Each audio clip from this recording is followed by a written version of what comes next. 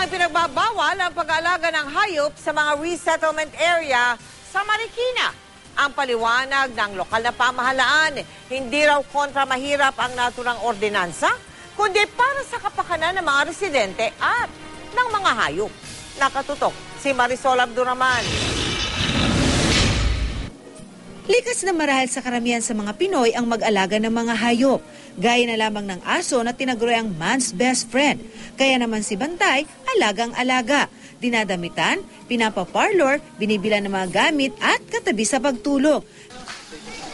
Pero kung nakatira ka sa resettlement area sa Marikina City, bawal kang mag-alaga ng hayop base sa isang ordinansa ng syudad. Sa batas ng Marikina City, di ka pwedeng mag-alaga ng hayop kung nakatira ka sa resettlement area kung saan dikit-dikit ang mga bahay. Di raw antay-pur ang ordinansang ito tulad ng sinasabi ng marami. Protection daw ito sa mga residente at sa mga hayop na rin. Para proteksyonan ng kalusugan ng mga tao kasi napakaliit ng sukat, di ba? So kung ititira mo doon ang pamilya mo, anak mo, lahat sasampay o aso, ano mangyayari? Yung sakit na mga nasa hayop na nalilipas sa tao, ang chance magkawa ay mabilis. Patuloy daw na nag-iikot ang mga taga-City Hall ng Marikina para ipatupad ang ordinansa. Lalo na ngayong dumadami raw ang kaso ng mga nakakagat ng aso. Noong nakaraang 3 linggo, 93 na raw ang nakagat ng aso na naitala sa Marikina City. May mga kaso na rin daw ng intestinal problem at skin disease. At problema rin ang kalinisan sa lugar. 2007 pa ipinagbawal ng lokal na pamahalaan ng Marikina ang pag-aalaga ng mga hayop sa mga resettlement area, gaya na lamang dito sa Barangay Malanday. Sa kabila niyan, meron pa rin mga residente ang patuloy pa rin nag-aalaga ng mga hayop. Gaya na lamang ni Rafraf na laging kasama ang alagang si Lucky. Ayaw mo bang ibigay na lang sila? Di ba't bawal na mag-alaga? Bakit? Napamahal na sa amin yung aso na yun. Inaalagaan naman po namin yun eh. Paano kung biglang uliin yan ng mga taga-CPO? Kukunin pa rin namin.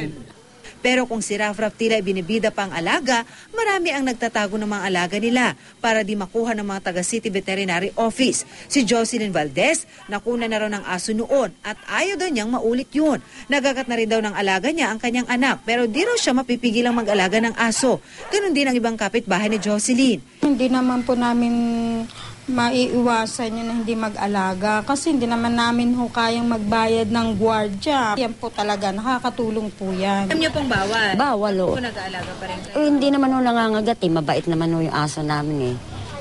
Hindi rin nagustuhan ng Philippine Animal Welfare Society o PAWS ang batas na ipinapatupad sa Marikina City.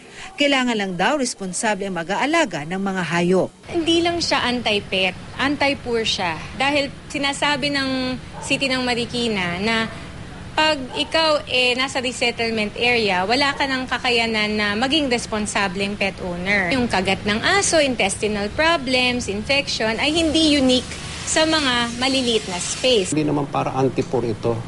Ito naman para proteksyonan ang kalusugan ng tao. Marisol Abduraman, nakatuto, 24 oras.